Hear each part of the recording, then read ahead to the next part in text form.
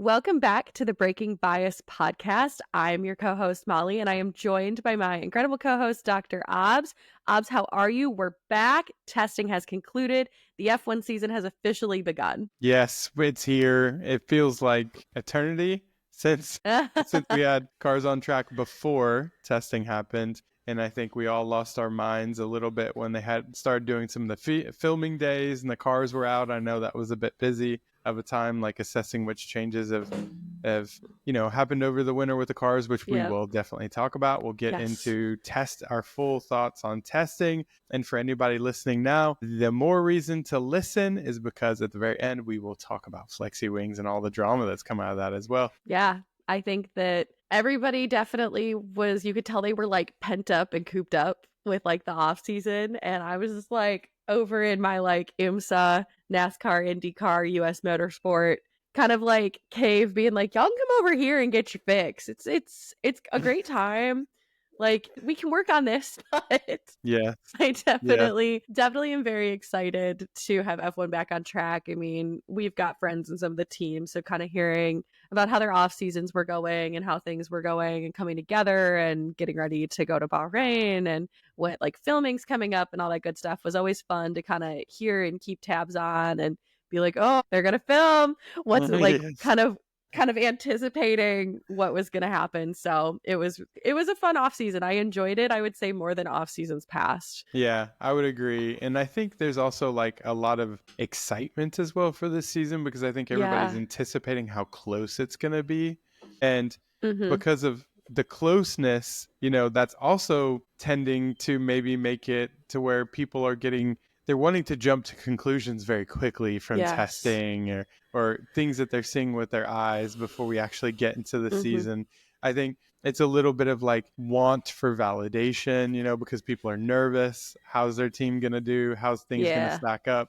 So they're putting things out there and they're looking for validation. Yeah, and I'm really excited because I think we've been starting to see the last 2 seasons now, I'd say some design convergence, but then I would say almost even further divergence in what teams are doing. And with this being the final year of a regulation set before we move to the 2026 regulations, I think there's also a lot of anticipation and nerves of how everybody's going to place in this regulation set, which like I think this regulation set is a ton of fun. It has its issues aside, but I think that too is really important because of how big of a shakeup 2026 could pose with new engine manufacturers, completely new aero and all of that. So I think that's probably maybe also driven some like, oh my gosh, what's happening, who's where, and then given the closeness of last season, some of the anxiety as well. Yeah, I would agree. I'm very excited for 2026. It's going to be a big shift, I think, in the dynamic of what's going on with the cars. I mean, just the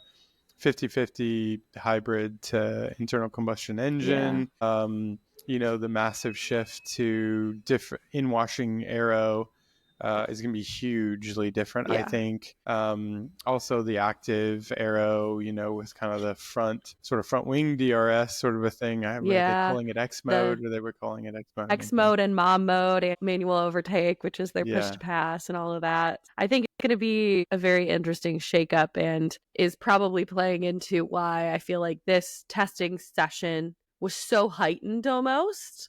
I mean, it was 3 days of great looks of things. And I feel like there was a lot more access than we've often seen and been given for testing. And it showed us a lot of kind of where we usually have questions of like, well, what's changed over winter? Who's made bigger strides? Trying to have like figure out what teams are doing. And I felt that it was, for us tech heads and tech nerds, very well covered and gave us a lot of maybe insight into what the actual cars are or what might teams be trying to do for the season, because we know that what is showing up at testing isn't always what's coming to race one. As we saw the actual car reveals, we're like, okay, there's a lot of clues here. And so I don't know if we want to jump into that with like, hey, if that's where we want to start of like, hey, here's the cars and like they're on track and we're starting to see who's overhauled some stuff and who's got new bits and who's got new bobs and how that probably impacted testing. Yeah, testing is different this year before the first race of the season in that there's 2 weeks after testing until the first race. So there's a lot of time. I think we definitely saw as well teams taking their developments all the way up until testing. I mean, some teams were a little bit earlier to kind of show their car. I think McLaren showed their car quite early at their filming day in Silverstone. Yep. And then like Mercedes, then Ferrari did their thing. I think maybe Red Bull was one of the last ones. Like people were cutting down trees at Fiorano. Yeah. To get that's a whole other level of like just craziness. Like, I mean, I do love the passion of the Tifosi though.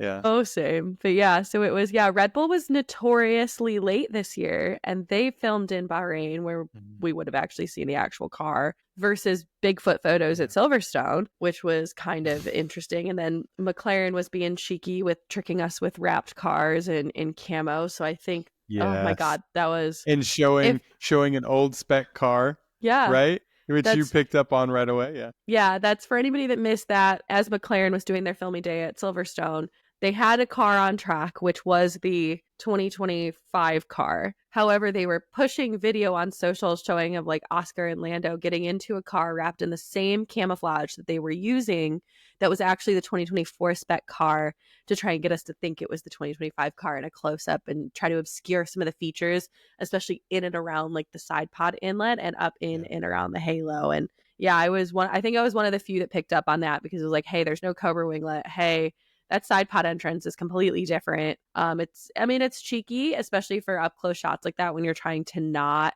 kind of give some stuff away. You've got people like me, people like you who can kind of see through the camo a lot of the time. So I've seen it enough in my lifetime. I kind of know how to read it, I guess, if you will, just like reading FlowViz. But yeah, they were being kind of cheeky, but then they did show up, I think, with some big changes around front suspension and some geometry, right? Yeah, absolutely. I think the biggest thing that jumped out to me with the McLaren was, I think they were one of the pioneers of sort of this front winglet in front of the side pod. So not really any changes there, but definitely a change to the side pod intake shape. Yep. Do you think that was done to match the new suspension geometry? Yep.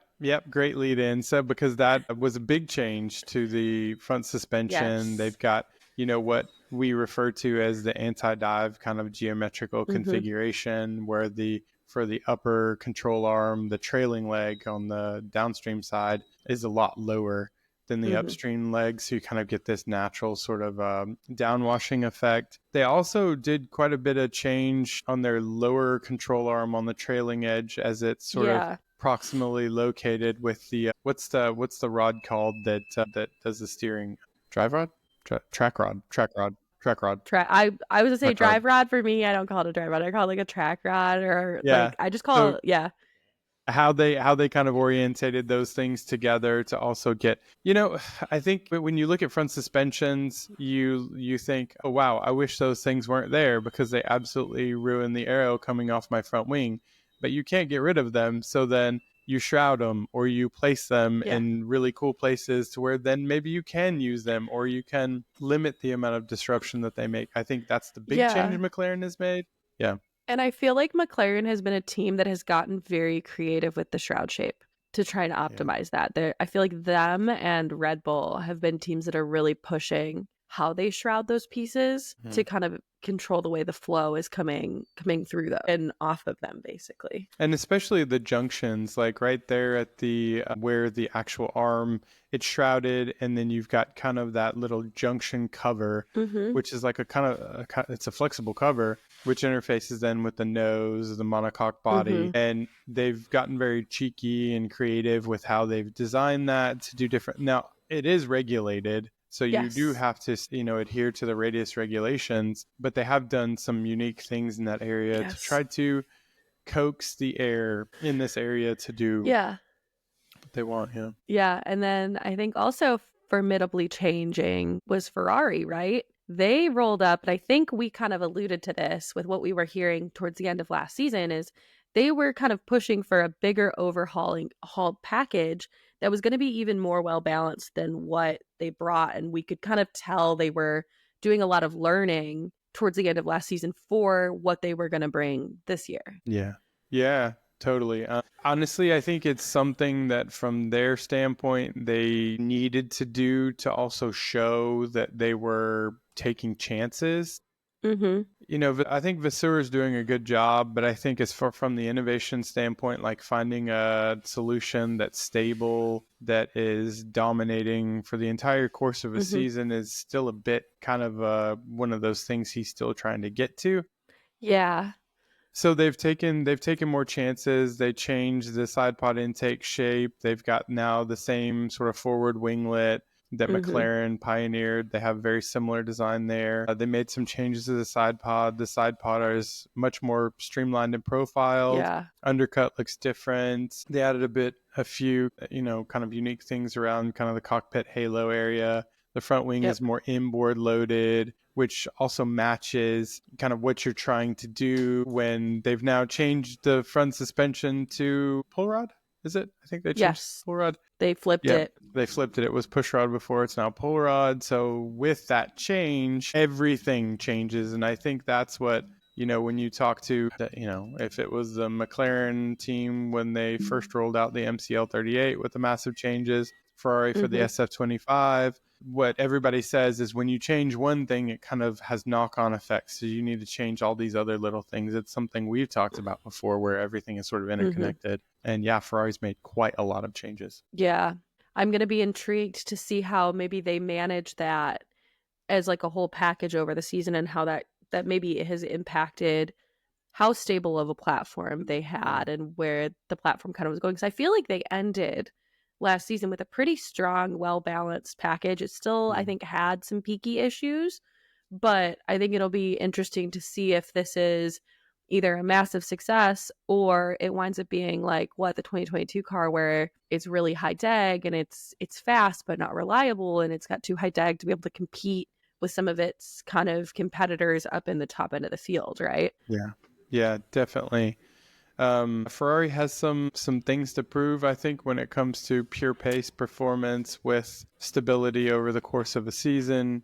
The Mercedes was actually quite interesting to me. Yeah, I was kind of intrigued by the Mercedes. Yeah, they've made some changes which are pretty interesting. The shape of the inlet. Now they did move. Yeah. On the W15, they did move to the shark intake late last season. Yes, they did. But the letterbox is now they've adopted that sort of Red Bull style vertical intake. Credit to Mercedes, honestly, when they had the Zero Pod or the Mini Pod, it was all vertical intake. So they're probably just, if you want to say the vertical intake was innovated by Mercedes, I don't think you would be wrong. So when Red Bull kind of adopted it, it's not a novel concept in its entirety to F1, but in this I know what you're saying, but I know people are going to come in here and try to say that. So, but that's this kind of main concept. Yeah, absolutely. It looks like Mercedes sort of adopted a bit of a larger kind of vertical intake compared to maybe the RB21, what we see in the RB21. And it allowed them to really minimize the horizontal intake in the shark bite, kind of to a really slim letterbox. They've changed the outboard side of the side pod at where that shark intake is. They've changed that whole feature as well there. Yeah, so they've done quite a bit of changes in that area. Yeah. I think Mercedes needs to find pure pace and stability over the course of the year as well. So they've got similar challenges. Yeah. And I think the kind of redesign that Mercedes went with for me maybe signals that under the hood, they've made some changes to some of the stuff that they're allowed to within the power unit. So obviously we're on a freeze. So you can't do I can't be hey, I need a new valve design or I needed this in my gearbox. We're all frozen there. Unless the FAA gives an exemption, which we'll probably never see or find out about. But I believe, and somebody can correct me if I'm wrong, but I'm pretty good at this. We're allowed to change things like routing and cooling and kind of the piping and the integration of everything. You can't change the actual boxes, but you can change some of the stuff of those boxes and where they go and how they route. And the way that Mercedes kind of upgraded some stuff and changed, especially in the inlets and the side pods and all of that, says to me, maybe they went with a different radiator or some sort of change in the radiator design or where it's sitting. So maybe that's kind of helped maintain some performance that they're looking for, or something that wasn't performing like it should for them in and around the power unit, because that was kind of like that's kind of interesting. Like, I'm like, it just kind of caught my eye. I don't have really like any evidence to be like, hey, Mercedes changed their radiators or made some changes. But the way that they made some changes, especially with those inlets and all of that, I'm like, huh. Yeah, well, did they make some cooling changes? when you look at the shape of the side pod, or what somebody in my mentions called it, the tad pod, because it looks like a tadpole. I love it. Yeah, I'm calling it the tad pod from Same. now on. Incredible. Yeah, so but I think the proof, the validation, let's say, to what you're saying is in the tad pod shape. Like, it allowed them to, they're a bit kind of chunkier with sort of the body of the tadpole shape, right where it has the T, the R, the O, the N, the A. It's a bit chunkier there. Yeah, of Patronus. Exactly. I'm looking at a picture to my left as I'm talking, because I have a nice side by side, and then right there you can see it's a bit chunkier. So yeah, I would agree with you. I think they kind of changed cooling configurations, but that also allowed them right behind kind of where the S is in Petronas. There's a nice little, and I think they first had this on the W14. There's like a little concavity shape just before you get to kind of the rear edge of the floor, the rear corner, and that looks much more pronounced now. So I think they've sucked that entire section in a lot more inboard. So yeah, that would fit what you're saying. And it's like, okay, are you guys looking for, maybe is it an efficiency improvement, or were you just not cooling as effective as you wanted to? That's kind of, I'm kind of saying the same thing, different words, but it's like, or were you not putting enough air through your radiators? Because I mean, there's the different types. There's air to water, water to air. There's all of that good stuff, which I'm not going to get into the type of radiators, but that area, typically you want a high volume of air through there, or at least a very efficient setup that can work with whatever volume of air that you're forcing through in your side pod, and whatever that may be. They must not have liked that. So that's very interesting to me. And I think will be one to keep an eye on, because I was like, that's notable. And it kind of echoes as well, sort of similar things that we found out with the RB21 as well. Like, you know, when they first showed the RB21, it was beautiful. We did get Bigfoot photos at first. We did. Yes, we did. And it was magnificent because it was just right on cue. And we knew it was coming. Like, we were just kind of like, all right, it's just a matter of when today. Where is it going to be?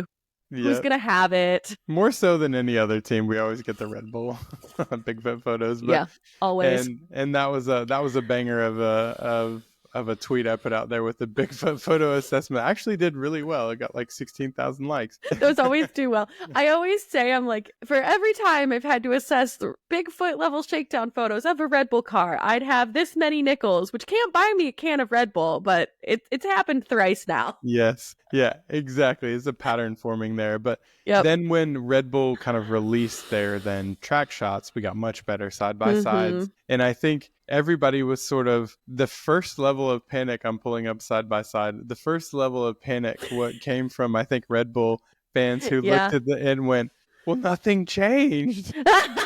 And so then people were kind of freaking out. I mean, and to be fair, I don't think that anything on the RB21 that was a problem was ever really related to the overbody aero. I think the biggest thing I was looking for was, were they going to bring back the shoulder gullies? Yeah.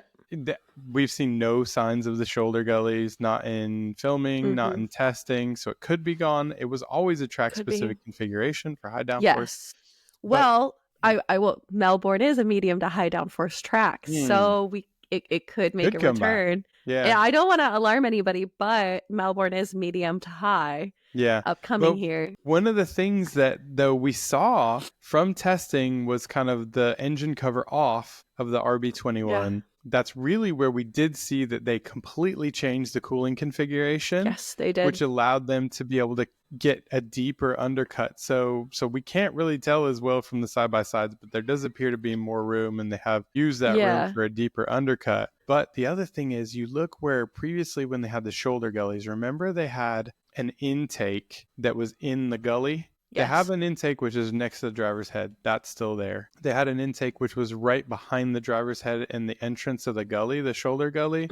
And then in some configurations, they had a louver exit on the body of the gully about mid-length. Mm-hmm. I don't see any routing in any of the cooling lines or any of the geometry there. So maybe it is gone, possibly. Yeah, it could be. Yeah. I mean, I think we know, I'll say it, I'll take the blame if I say this, and my Red Bull friends can be mad at me. I think we know that there's something new coming for race 1 from them. There's always been something in the pipeline for race 1. Mm-hmm. I think maybe Pierre Wash said the same thing, but there's something coming for race 1. We don't know what that is. And I believe they did say on the broadcast that they pushed and got some of the stuff they were hoping to have for race 1 into Bahrain to look at it on track, which is always the best thing you can do for correlation and to understand if it's really the direction you want to pursue. And I think because we have this 2-week gap that we haven't had, it gives the teams, I mean, that's enough time to lay up a wing. That's enough time to make some changes. So I think that there's going to be something coming for them at least. And I agree. I wasn't as surprised by the car as I think a lot of people were, because I think they have always kind of been leading edge, and they seemed like they came out of the season knowing what they needed to do and what they wanted to improve on the car and change and work for this season. So I was like, I don't think was ever going to be a massive overhaul that we could see. I think it's a lot of under the hood stuff for sure with like the floor. And I know they ran quite a few different wing combinations through the weekend. Yeah, they had a brand new front wing finally. Yeah. So finally with a attached nose. Yeah. So, and a new nose as well. So, and with Uber Flex. Yeah. Oh my God. So flexy, which we'll get to. But yeah, that one I was like, ooh, that's, I mean, it's a thing of beauty, but ooh, that is flexy. I was curious, and I saw a couple people talking about it too, and I don't know if we'll ever get photos to confirm this, if they were going to go for the legality wire on the wing planes like Mercedes tried to try and play with geometry and kind of make some changes, because it looked like the geometry that they brought was a little similar to the wing that Mercedes brought that had the front wing legality wire on it. So I think that there could be some fun stuff I think that they're going to try, because I know they wanted to improve predictability of the car's performance. That was a big thing for them from 2024 into 2025. So I'm really intrigued, and I don't think anybody needs to panic about what Red Bull was doing, because I think they came in and were running through some stuff with very specific reasons and all of that. And I never thought the car was going to be a massive overhaul. I think we'll still see some really cheeky and really cool aero ideas out of the aero team there, because they are always kind of, I think, pushing it and trying and finding some cool stuff in what they do. So I think we'll do that. But until we see the floor, I don't know if we'll ever get a true indication of some of the differences. And didn't they run a couple floors, or was that McLaren that ran a couple floors? Yeah. No, the perfect segue, I think, for us to start talking about some of our testing thoughts, and starting with Red Bull. You're totally right. I mean, they ran a new floor. They ran 2 different front wings. Okay, yeah. They did bring some updates to the Friday session as well, although it's not the full.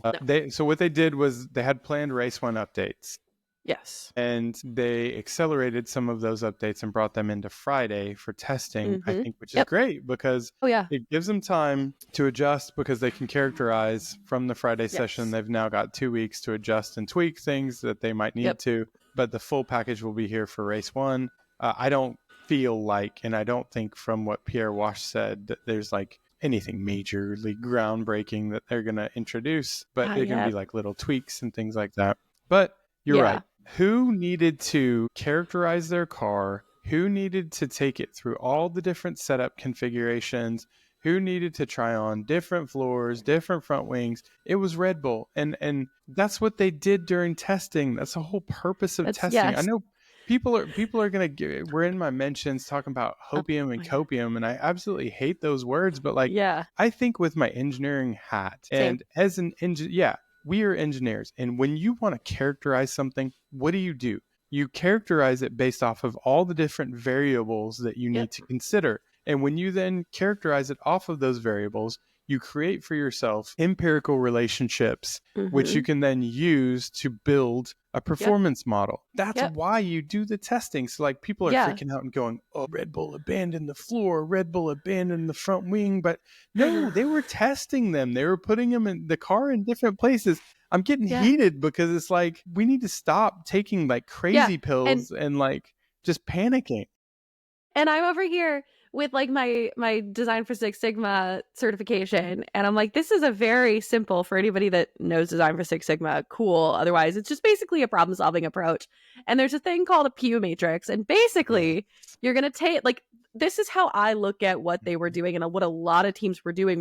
They were running through all of these different configurations, trying different things. Is okay, I have my baseline. I showed up and I ran whatever my baseline is at whatever point in the weekend or whatever in the week. That's my, okay, this is that. Now I'm going to start making changes. Okay, new front wing. Is it better? Is it worse? Plus, minus, new floor. You can change and do all of these combinations and basically build a whole grid that says, okay, new wing, new floor, old suspension, worse performance than my baseline, or this combination. And you can also do it by single component, and it's as simple as a plus and a minus, or it's the same. And that's a great way to characterize, build those models, understand what works and what doesn't work. And that's a very oversimplification of how it's done. But that's really what they showed up and did, because that's what they needed. And that's it. Was and hey, if they did abandon a floor, it must have not performed like they wanted, but we will never know that unless it's confirmed with us. And that's just because it didn't show up again doesn't mean they abandoned it. It means they either got what they wanted off of it, or that was never the thing that they were testing. That was a baseline or whatever, right? Like, you can look at it that way. And even like Red X, I can start eliminating things. So the way, and they were building some sort of empirical relationship grid and setup, and they were looking at setups and running everything through their paces and running correlations, and that is testing. And a lot of people were freaking out, and I mean, I was like, there's no need to panic. We're talking to our friends in the garage, and they're like, yeah, nah, it's chill. I'm like, yeah, it's chill. Like, nobody's panicking, but all of social media is. Social media, no. And I mean, and all that with the caveat that Pierre Wash did come out and make some comments. He made comments that said, firstly, that the car is developing in the right direction. So they were able to validate that they were finding more stability. They were improving the relationships of the understanding that they had. Although... because I was going to say, I don't want to interrupt you, but I think we saw a couple instances last year from Red Bull where correlation wasn't correlating, or they made decisions that, based on their models, weren't the right decisions. AKA the Barcelona floor was at the Baku floor, the floor that didn't work out. And then that was also the Vegas wing. They made the wrong decision with the Vegas wing based on their modeling. Yep. The Vegas thing was pretty tragically funny. But yeah, all these things related to exactly what you're saying is like, when you know, and I tell this to people, you know, probably too often, is that you spend the majority of your time off track. You don't spend the majority of your time on track. I mean, the bulk of a race season is spent developing a car off the track, running models and simulations off the track. And so if there is an opportunity for you to spend 3 full days and there is no race at the end of those 3 full days, for you to go through and test your heart's desire, to be able to build validity of your tool sets, to be able to build performance out of your tool sets, you're going to take it 10 times out of 10, you know? So, I mean, and, you know, granted, like I said, I mean, Pierre Wash did say that some of the updates didn't necessarily bring the full extent of the gains that they had wanted. So that is something that you think, okay, maybe as far as their tools go, coming into that session, they're not as strong as they thought, because those tools predicted there being a gain that wasn't an expectation that was met on the track. But that's all the more reason why all the data that they've collected up until that point is extremely valuable for them to now improve. And even the data that you found that, hey, these upgrades didn't bring the extent to the gains that we thought, all of those things are extremely valuable to now benefit you race 1. To benefit you on your race 4 update package. And I think that a lot of people might be misconstruing Max's, like, how pleased he is with the car, with maybe what they were testing, because you're always going to look at your driver as your first and last line of feedback. It's going to be my first line of what it's doing on track when they're actually in, and they're in and testing all of these configurations. But then it's also my last line of feedback to validate my model. Can he drive it? Is it comfortable for him? Does he like it? And I'm using poor general neutral terms here, but you get what I'm saying. I'm using this in kind of like talking about Max in this instance, but it's very like Max not being pleased, I think, is being misconstrued as the car sucks. And it very well could have been whatever combination they were running, Max wasn't happy. And that's very valid, because an engineer is going to look at something on a piece of paper and say, oh my God, this is going to get me 2/10 on track. But then I put the driver in the car. The driver can't drive the car. It's undrivable to them. So they're never actually ever going to get the 2/10 that on paper you in theory could get, because if the driver can't drive it, there's no gains. And so it's one of those things that I think a lot of people were like freaking out, but I'm like, hey, you guys need to understand that he just could have not been happy with whatever combination they put and they were running through, because it was very clear they were testing boundaries and set up combinations and things like that. And it's one of those things that like, and that's his feedback point, and that could be enough for able to say, okay, we won't go down this path, or hey, we do want to go down this path. What would it, and there's a whole engineering loop here of, okay, well, how could I make it better for you? Or could you drive it if X? Or would it be better if we changed X? And it's a whole dialogue of changing things, but you have to look at the driver as a sensor, essentially. And that the reading from that sensor. And I think a lot of people were very much misinterpreting that during testing as well, because he seemed pretty up and down through the session of how happy he was with the car. And a lot of people were like, oh my God, Max hates the car. This season's going to suck. And I'm like, that's very much, I think you are fully misinterpreting what's going on here. And you have to look at the driver, especially in test sessions, as a sensor like this, because like I said, an engineer is going to say, let's change this. It's going to do this. And then the driver can come back and say, I can't do this. I don't like this. I can't drive this. And I think our friend of the pod, Blake, has told numerous stories about his time at Red Bull when he was performance engineering, where that's exactly the case, where he's like, hey, I want to do this. And they change it. The driver's like, no, dude, I can't drive the car. It's all of these things. And so he's like, okay, well then let's try this or do this. And they find an alternative solution to that. So I think that was something that stuck out to me as well. And knowing and kind of talking through this with you with Red Bull, I think that's a very easy misconstruction of maybe his attitude after the session, and caused a lot of panic for people. And I don't really think that there's a need to panic, at least yet. No. And not to mention, when you're going through and you're changing all these different parameters, different things, your aim is not to find the optimal performance window. Your aim is to characterize the impact of the change. So if you put a new floor on, or you change something in the setup, a new bit, new part, you're going to want to try to keep the other variables consistent, so you get an apples to apples comparison. Exactly. You're not going to go in, strap on a new floor, update all these different things to nail the configuration, and then go, well, this is an apples to orange configuration, I understand it. But no, you're going to be like, what changed? The variable that changed is the floor. And so what information can I gain from that? Because I know I didn't necessarily optimize front ride height. I didn't necessarily optimize rear ride height. But the car is probably not in its best window. So maybe that does also tell you possibly like how sensitive the car is to some of these changes as well. That could be something that maybe is not making Max incredibly excited about the car. Maybe it does still seem a little sensitive, but I don't expect that when you're going in and doing characterization tests, you're doing testing, you're ever going to truly like optimize the car unless you say, now this is our new base. If we got the floor on or we take the floor off or whatever, this is now our new base.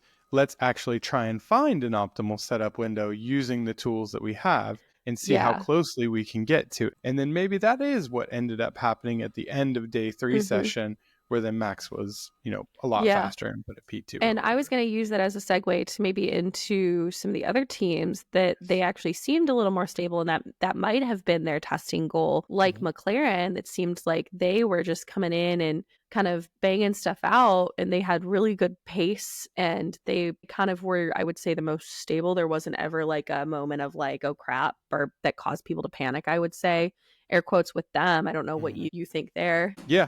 No, I agree. And I think paddock chat, being what it is, people's opinions are also kind of confirming, I think, what our eyes was showing us, which is that they do seem to be very stable, seem to have good sort of all range speed type performance.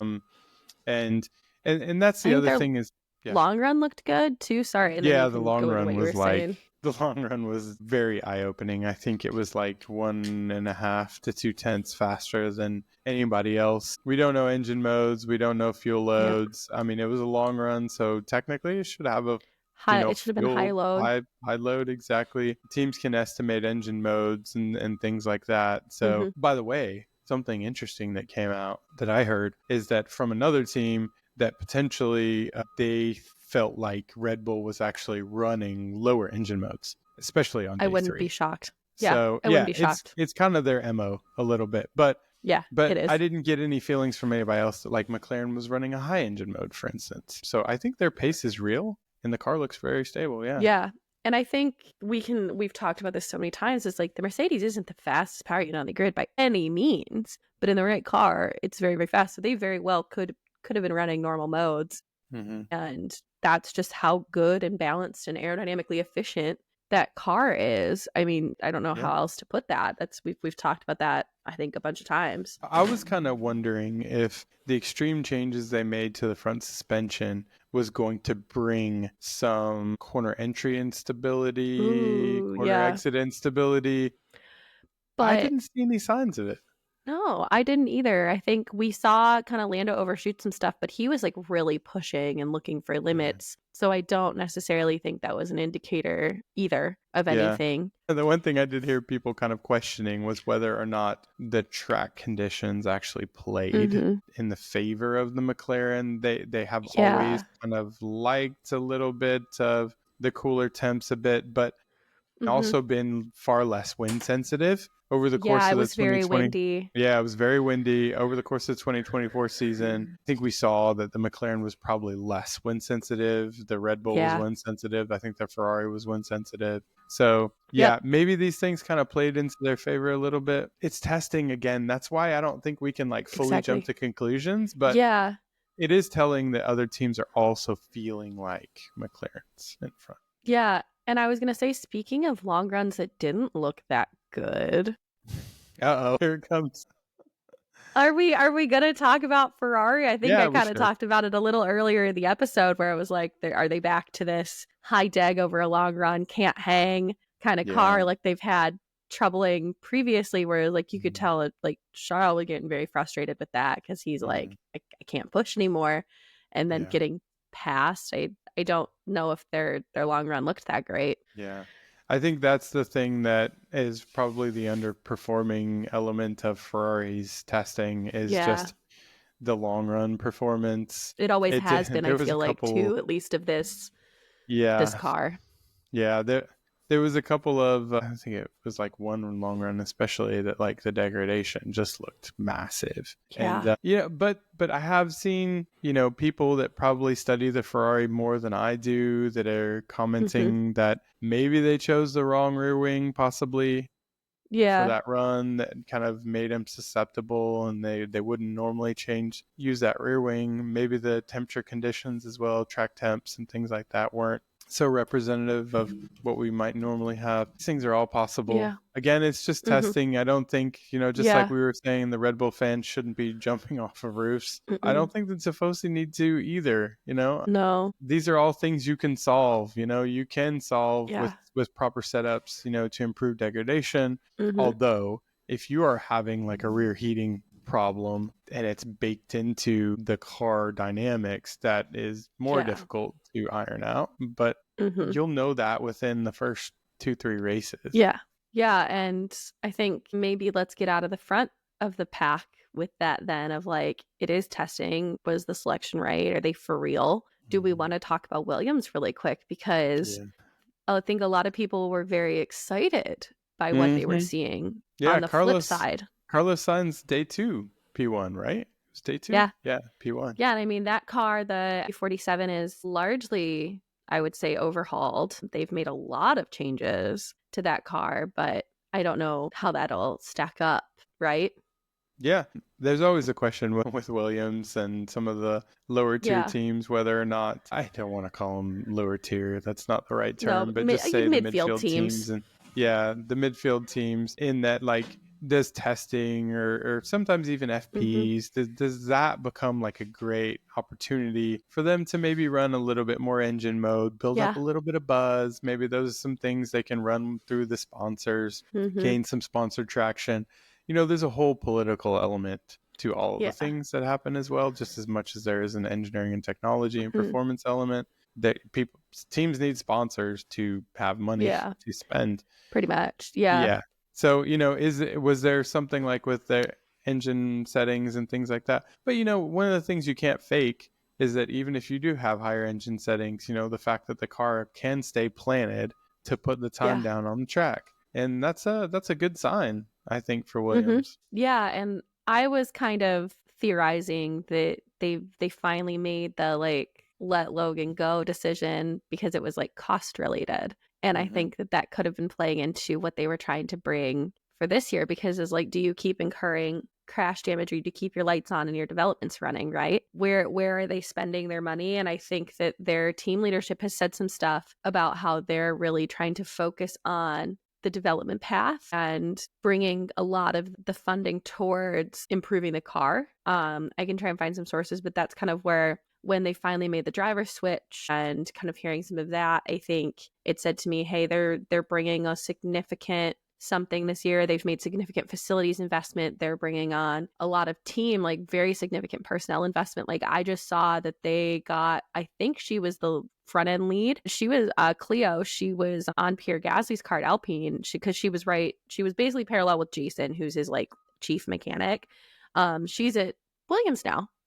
She's over there. So they've made some pretty significant personnel investment too. And so I think that we could be seeing Williams investment pay off because they've been very intentional in where they're putting cost, it sounds like, and what they wanted to focus on cost-wise. So when you had a driver wrecking a bunch of cars, it was taking away from that. And they finally probably had to say enough was enough because it was jeopardizing whatever they were working on is what I think happened personally, is where it got to. But I think they could be on a very interesting path of at least in the midfield. Yeah, I hope so. I mean, I think I've referenced it before. I had a very fortunate opportunity to get a chance to interview Jos Capito, who was previously, in charge there at Williams Racing. And he one of the biggest eye-opening things he told me when we were talking about cost cap was that some teams don't have enough budget to even spend to the cap limit. Yeah.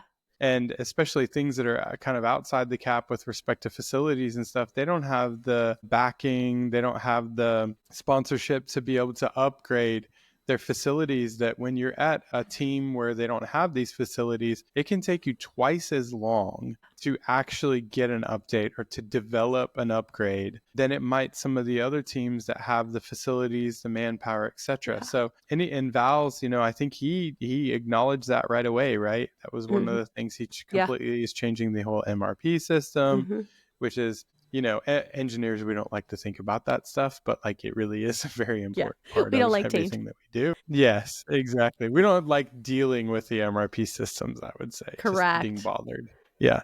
Yeah.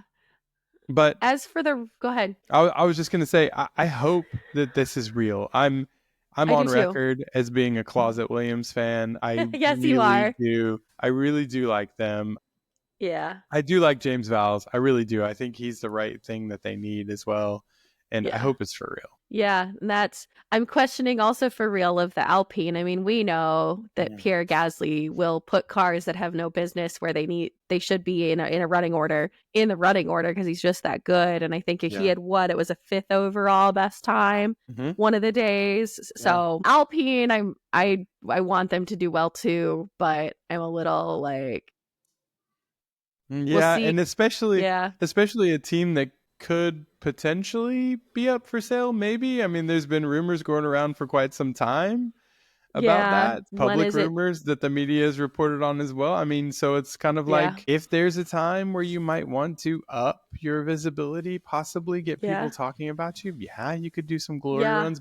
But at what cost? Because I mean, but even the teams in the paddock are feeling like Alpine has taken a step. So that's interesting. I agree. So it could be interesting because, it seems like they knew that last year was a building year of whatever they were trying to do and bring. So, and I mean, towards the end of the season, they brought that upgrade package. And I mean, that car was Q3 consistently. So I hope that that's real. And I just hope that power unit reliability won't be what gets them, because they've notoriously had battery issues all last season. I don't know if that was really well covered, but constantly having battery issues. And then they had a catastrophic engine failure towards the end of the season where Pierre Gasly put the rod screws block at a high RPM. Yeah. So so it's which one you of those called, things. You knew that one. I could tell by the sound that was those rods saw God, and then I saw the hole in his radiator and went, oh yeah. That's what happened. Yeah. And speaking of holes in radiators, do we want a really quick touch on reliability? Because I think very reliable running, except for Haas's bodywork. Mm-hmm. Yeah, which came off during filming and then also came off during testing. And a lot of people was like, when it fails like that in that area, that is a catastrophic power unit failure. Usually the car was still running. So I think I talked about it a little bit on X as well, but I think Haas may have gone for some substantial weight savings, but therefore you've now induced fragility into the system that maybe can't withstand the load or can't handle what they need. And so they probably just went too extreme on that, or there's always the whole, like, there is a defect in the way the layup was done. But I think that Haas just may have gone too fragile on that bodywork. So I don't necessarily think that that's too much of a cause for concern, because they'll have understood that, or that could have been what they were trying to test, was that piece. Is that what they want? And is it going to hold up? Was it marginal on FEA, but it looks really good on CFD kind of thing? So I think that may have been a trade-off that they tried. But overall, very reliable session. And I think, speaking of carbon fiber, do we want to get into our favorite carbon fiber related topic post-testing? Yeah. Go for it. I think we do want to jump into that, but real quick, we might have skipped over Mercedes. We did. Yeah. Oops. So sorry, friends. We don't want the. What are we gonna call the George Russell fans? Is there a name? The Brussels sprouts? I don't know. I've called him Osama bin Russell before, but that was just because I was angry because he speared. That's a lot of people do that behind closed doors. Yeah, there was some very interesting stuff going on there, which Drive to Survive hopefully will bring out into the open. That'll be really interesting. Because there's some things apparently that didn't come out that we had heard that maybe it'll get aired. Anyway, I digress. I hope so. Mercedes. We talked about their updates and stuff like that. Running looked pretty good. Steady eddies throughout the 3-day week. Yeah. Other than, for some reason, Kimi Antonelli can't figure out how to brake without locking the fronts. But he's young, so he's I digress there too. Yeah, he's figuring it out. But car. I would hope. Car looked better overall. Sorry, I was gonna say I would hope his time in the simulator would help him. Yeah. Well, he'll sort that out. The little gremlins. So. Yeah. Maybe he's just got a massive right quad, and so the force that he presses with is just overly. Yeah. Anyway, so I think though that the W16 was, from what we heard, they were aiming to try to improve low speed performance, I believe, while not losing too much in the high speeds. From everything that I saw, high-speed performance looked pretty good. Not on the par. I saw some data about the RB21 high-speed performance, which was just off the charts compared to even McLaren and others. So it seems like they're still strong in the high speeds. Which we love. But which we love. But the low-speed performance for Merc maybe seems to be better. But then I had heard something about low-speed instability at the rear still. Which I was going to say their low speed instability was never that great. Yeah. So I need to go back and relook to see if there was anything that I can pick up on, maybe from the driver onboards. Yeah. In the low speeds, possibly, but that's just something I read. So I can't confirm it or not, but I read that there was some little issues with low speed instability at the rear. So that wouldn't surprise me, since they've kind of struggled. I would say low speed has been something for them. Yeah. So I think that's Mercedes. If I had to, so before we jump out of this, let's put our necks on the line. If we had to rank the top 4, how would we rank the top 4? You start. McLaren. Okay, I agree. McLaren 1. Do you agree? Yeah. I think. Who's 2? I think. I can make a case for 2 across multiple cars. Yeah. Honestly, what are you thinking for 2? I think you're right. 2, 3, 4 are extremely close. I think the margins are. My gut wants to put Ferrari 4 because of the high dag. Mm-hmm. Does that help if I bookend with Ferrari? Which, I'm sorry, I hate to say it, but I feel like I can also make a case for Mercedes at 4, because if they've not figured out their stability issues and Kimi not being good on the brakes, is it going to exasperate that? I can make a case for Ferrari and Mercedes 4, but I can make a case for Mercedes at 3 too. Yeah. I've got Mercedes at 2. Yeah? I feel like Mercedes at 2 is just barely like a real thing. They, I think it's very close. I would agree with the Ferrari at 4 right now. Yeah. And I think I don't have the confidence in Red Bull right now to be a 2 steadily. I don't either. So, which is why I would put them at 3. Yeah, I would put them on par. That's where I'm like, I could make the case 2-3 Mercedes, Red Bull interchangeably. Yeah. Even though Ferrari was the P2 constructors last year, but it took them a whole season to get there. Yeah. So yeah, I would agree because we were talking about it last season. Was like Red Bull's the 3rd best car, and Max is dragging that thing to race wins. Yeah. So I would agree with that. I think McLaren, Mercedes, Red Bull, Ferrari would be our top 4. I think that if I'm just going purely on vibes, like if we just do a vibes thing, then for me, the greatest development potential, I think, would be in the Ferrari. Pure vibes. I agree. I can't see air. Yeah, straight vibes. I tried to, but just by the level of and the amount of change that they've made, it seems to me like there's maybe the most room in that. Yeah, that's true. Who do you think is going to be best of the rest then? Best of the midfield? I was really hoping that Racing Bulls, with their change, just because I'm a huge fan of the livery. That's fair, yeah. would be there. I think Aston is nowhere. I think Stake is nowhere. I agree. I think Haas is nowhere. So for me, it's back down to Williams and to Alpine. And just because I am a closet Williams fan, I'm going to say Williams. Okay. All right. I could see that. What about you? You're Alpine, huh? Gasly girl. I am, and I am ready for another season of pain. Although I do think potentially there is a lot of room for a lot of development maybe from them. Who knows? Because here's the thing. Look at the evolution they had over the course of last season, right? And the direction they took, not to steal what you said, but I actually am leaning more towards Racing Bulls as well myself, because they've actually, we've seen it time and time again where like they're really trying to converge that team into the true sister team. And that is a team that uses and purchases older Red Bull pieces for their car which is perfectly legal before anybody freaks out. Perfectly legal. Oh, I think, but it's one of those things like, are they going to use it well? Are they going to actually be able to use the package like they want? Because they are trying to lead them in a more consistent with Red Bull direction of their concepts and what they're doing, obviously as legal under regulations as you can, obviously. So I think they could be up to something interesting given that whole push. But then I'm kind of out here. Like, I don't think Aston's anywhere. I don't think Stake's anywhere. I agree. Haas, I think that they're going to be like the best of the worst, potentially, because they are really signaling that Ao Komatsu's really plugged in and they're making a lot of strides, but I don't think they're going to be anywhere. And then you basically put it down. It's like Alpine, Racing Bulls, and Williams. And I think it's kind of between those three, anybody's game. But I really have some high hopes for Racing Bulls. Yeah, that would be cool. I would like to see the Racing Bulls up there. I want me too, because I love seeing them do well back when they were AlphaTauri and even Toro Rosso. It's the little team from Italy that could, because even then they're former Marussia, so it's always been the little team from Italy that could. I'm always rooting for them. I like that. I need to get some AlphaTauri. Well, Racing Bulls. Yeah. No, I need to go get some old. I need to go get some old AlphaTauri merch. Yeah. And I have a hat somewhere. Williams merch. Yeah. Yeah.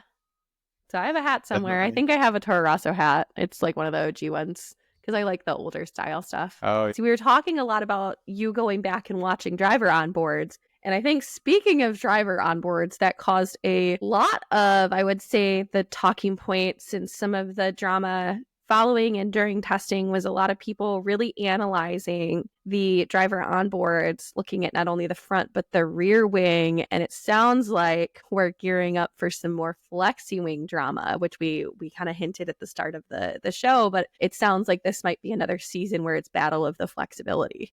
Yeah. And the whole flexibility battle and discussion was on fire before even testing because of the fact that the FIA decided that the implementation, that they were in fact going to make a change. When they said they were not going to make a change in 2025 to the flexible aero, but now they said, okay, we will make a change to the flexible aero on the front wing, and it will be Barcelona, right? I think, where they will implement if I recall correctly, which that for me kind of, I mean, the teams will have known in advance that this was coming and they made this change, but that's like, well, crap, who's committed to something that's highly flexible, or who's committed to that design path, you know? Yes. Sorry, did you hear him screaming just now? I did. It's all right. New dad problems. Everybody that forgot. Major congrats to the Obbs fam. I totally didn't cover that in the intro, but for their new addition. Yes, we have a new baby, so don't worry. If you hear a little bit of baby screaming in the background, that's what that is. It's okay. No, you're right. I think that the teams will have had some notice. There's a little bit of debate as to how much notice they had. I think there's some publications saying that they, had significant amounts of notice. To plan for this. Others saying no, they just found out when it was pretty much released. I think that the biggest issue that I have just in general is just that they're waiting till Barcelona to do it when they should have implemented it from the start of this season. I agree. Because now what they're going to do is throw in a massive variable in the middle of a season, and it could change the running order. And teams that weren't doing the front flexi wings now need to bring the front, which they were planning to do anyway, because they were previously told that the FI wasn't going to change it. So they already had the flex wings on deck, but it's not just about having a flexi wing. It's about optimizing it, learning, developing it as time goes on. And so now they're going to put all these eggs into this development basket when it's only going to be good for half a season, when in turn the other teams that have already optimized their front wing flex don't need to do that anymore, because now they're going to be working on optimizing the solution for the more rigid front wing. So it's like going to be a mess, whole other thing. Yeah. And I don't like that. But it's like, was it Ferrari last year who in the midst of kind of all of that flexi wing drama were like, okay, you guys have said that this amount of flex is fine. And I think it was on the Red Bull and the McLaren. They're like, you guys said this was okay, so we're going to totally change our development path and bring a flexi wing, a more flexible wing now. Yeah. And Red Bull didn't have the cost cap to be able to do it last year. So they were basically like, well, I mean, you guys waited to rule on this long. Now we don't have the cost cap to develop it, so it's going to have to be a next year thing. They asked for clarifications around whether or not it was going to be ruled on for next year. We're told no, it was not going to be. It was going to, they didn't expect. But the FIA they have this little statement, this caveat in every one of their rulings about the FIA having the ability to change their minds if they want to, based off of new evidence or whatever. So they always have a get out of jail free card. And they've done it.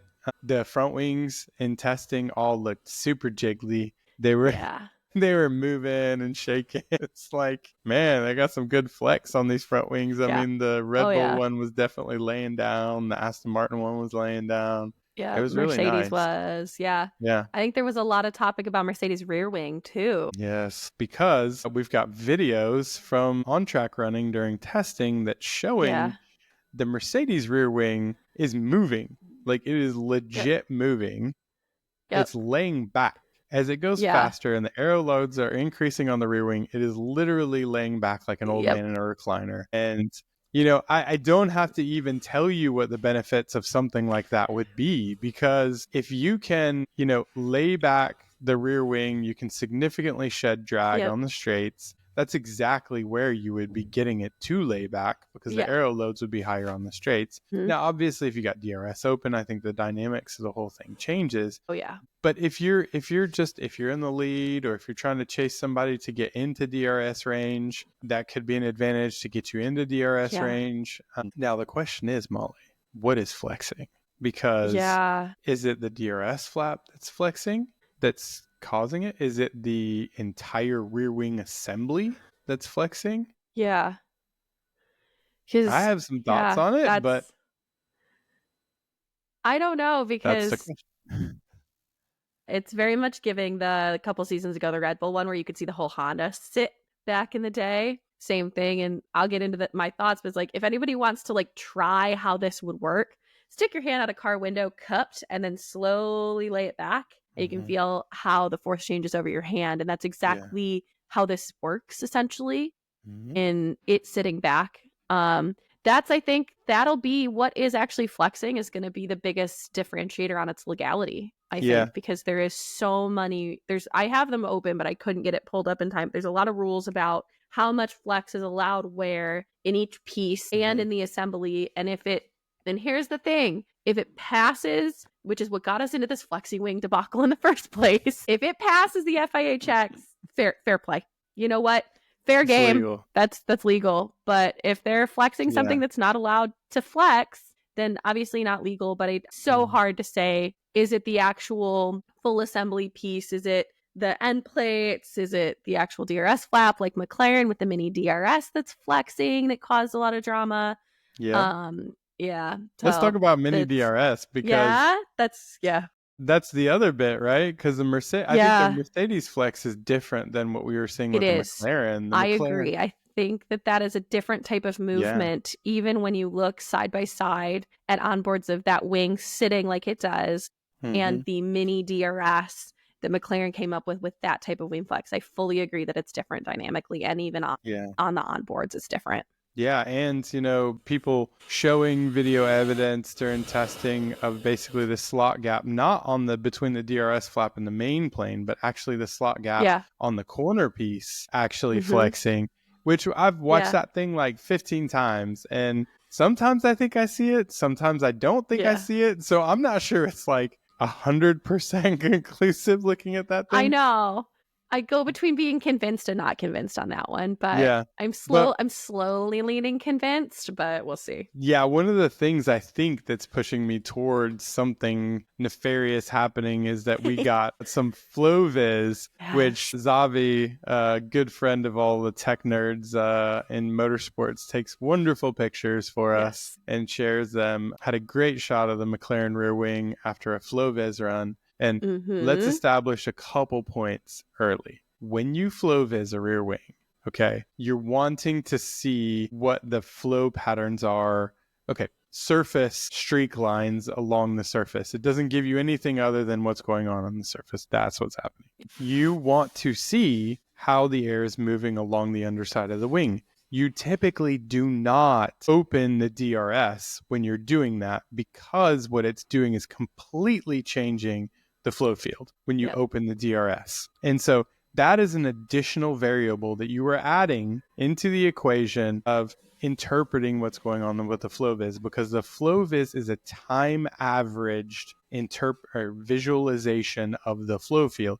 It's not instantaneous. People use these little tufts, those little string things they hang on the area. It's the instantaneous flow fields or other things that they might use. But FlowViz is time averaged. Okay, so now consider time average is dependent on variables. And so that means that if you're getting a time average flow field and you've got a mixture of DRS closed and DRS open, you've got a whole disjointed, weird, too many variables, time average and degrees of freedom. Yeah, you don't know what you're looking at. So this is why they typically run it with DRS closed. So when people are going, because we saw a really weird pattern right at the junction between where the flap intersects with the corner piece. And it looked odd. I was like, oh my gosh, they completely gaffed like how they did this junction, because there's complete separation in this area. They've got disjointed flow fields. And I was like, that doesn't look right. And then that's when it started coming out about some of this. And I just like circled it and I posted it and I was like, this is weird. I wonder what's going on here.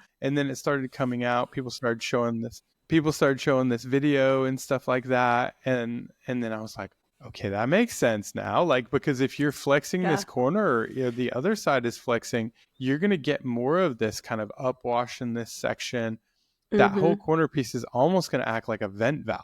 It's just going to, like all the air is preferentially going to go this direction. And you're going to get very high shear in that area, which just means like air moving really fast along the surface. And that's what you think you're seeing. That's what you see. Okay, you see like very high shear in that area. That's exactly what I would expect to see. I'm not an expert in interpreting FlowViz. What I've learned from F1 arrows that have helped me when I have questions. But when I look at that, it's not normal. tells me something has happened. Yeah, when you were like, hey, did you catch this, and showed me that picture, I think that's also kind of what's pushing me over the edge, that there's still something going on there with their wing, and that's such a good catch in the FlowViz, because that's not normal. You wouldn't expect that on a wing. You would expect it to look like the rest of the FlowViz, kind of further off to the left or the right of that gap. Yeah, and the FlowViz to the left of the DRS flap is actually, as you go along the span of the DRS flap at the backside of the leading edge, is totally different than what it is at that corner piece right there. Which is really, really cheeky, odd. I think. It's odd. It's definitely odd. So I'm not saying conclusively, but I'm saying that my curiosities are piqued. Yes, and I'm seeing enough evidence in the FlowViz for me to go, maybe there is something happening there. Yeah. So one last question for you based on testing, and then we'll wrap up. Do you still subscribe, given our rankings of based on the amount of FlowViz that teams are applying in a testing session, that it correlates to like fucking around and finding out? Like, the more you fuck around, the more you find out, the more FlowViz you have, the less you understand your car and its aero. Do we still subscribe to that? Because that was kind of an obscene amount of FlowViz from McLaren throughout the weekend. It was like a highlighter just like died and like ran itself all. It was pretty impressive the amount of FlowViz they put all over that car. And we got some good shots of it.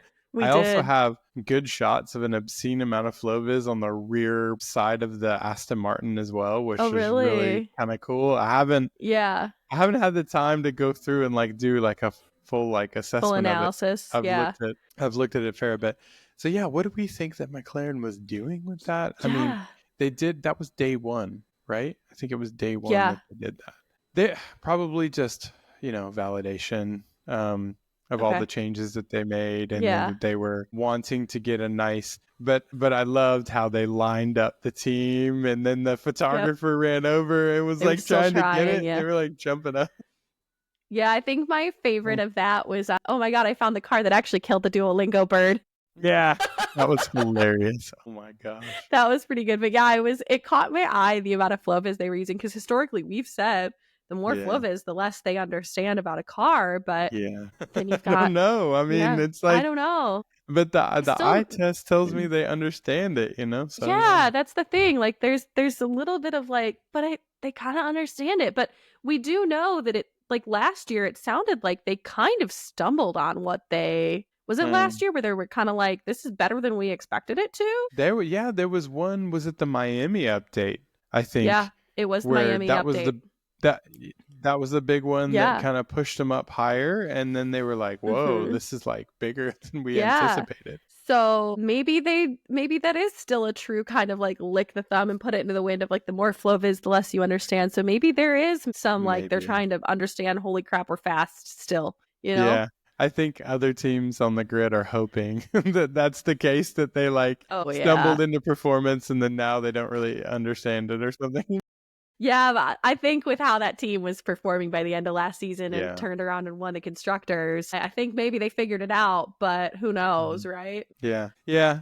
Hey, all the bits that matter are the bits that we can't see. And you mentioned it earlier. We haven't seen them. So unless we get some sort of was it 23 Monaco situation where you've got 3 of the top teams being lifted up in the air for everyone to see, we're probably going to live a little bit in some questions. Yeah, and I mean, Albert Park, they crane those cars. It's a street circuit, so I'm not wishing anything bad, but I'm also totally wouldn't be upset if we got a car on the hook and saw some stuff. Because I remember a couple years ago, that's how I think we started to see, like, I think that's how we saw the Ferrari floor for 23 was at Albert Parks. And the Mercedes when George Russell was tipped over on the side at Albert Park. You're right. So we got to see the bottom of the Mercedes floor. Exactly. So I think with that, are we ready to wrap it up? I think so. Yeah, I guess any parting thoughts from you, Molly? What are you looking forward to this season? What are you anxious about? I'm looking forward to a very tight battle. I think up and down the entire kind of tower, we're going to have a pretty tight battle between not only constructors, drivers, but midfield, best of the rest. I think that where things kind of were last season, I think we're shaping up for a similar type of fight across all of the teams this year. And I think I'm also really looking forward to some rookies, the very highly anticipated rookies, with Jack Doohan making his debut finally, with Franco Colapinto kind of in the wings at Alpine and what's going to happen there, as well as Ollie Bierman. I'm actually really excited to see Ollie finally in a ride because he's been part of FDA for like ever and a day. So to see Ferrari's driver academy push some more debuts, I'm really excited for. And then I think, can Kimi figure out the brakes?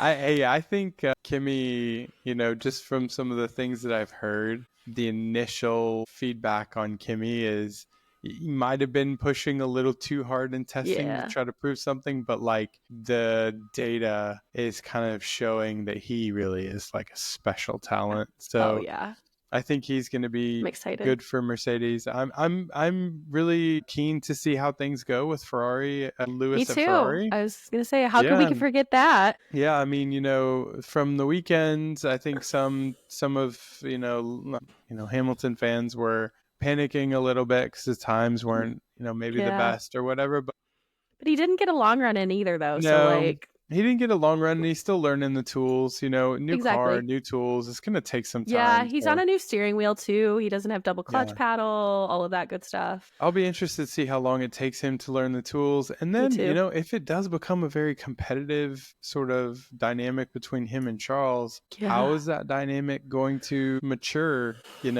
I think it's going to be from a fan base standpoint, it could be uber toxic, but from a driver dynamic standpoint, maybe let's see how that develops. I think the Red Bull, I'll just be seeing if they've really truly solved the issues or not. Are you part of the subscribing? Are we going to see how Liam does in the second seat? I'm very intrigued with that as well, given that that's often the poison chalice. Yeah. Right? I think sadly it is a poison chalice. I hope that it bears fruit, not the chalice, but I hope the seat bears fruit for Liam, because he seems like a very likable guy. And actually, like when I was at Silverstone in 2023, I think, when he was still doing F2, I believe. We had, there's like that big stage out there, and I was out there. They had all the F2 drivers out, and then the F2 drivers came down to like where the fencing was, and I was up there kind of near the fencing, and Liam came by us, and he just was very nice. He was like just chatting us up, and he seemed very down to earth. And I just always, and he had like the most beautiful hair. It was like his hair was like perfect. I was like, dang, this guy's got good hair. But yeah, just to say that, like, I hope it does well for him. I mean, I'm a team guy. People will want to accuse me of being a Max Verstappen stan. State-sponsored media.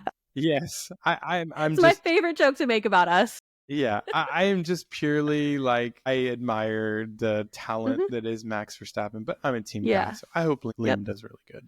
Yeah, that's fair. I think that was the only other thing I was going to touch on was what are we thinking there. So I think without further ado, if you don't have any parting thoughts, I'll take us away. Yep, take it away. All right. Thank you guys for listening so much to this week's episode of the Breaking Bias podcast.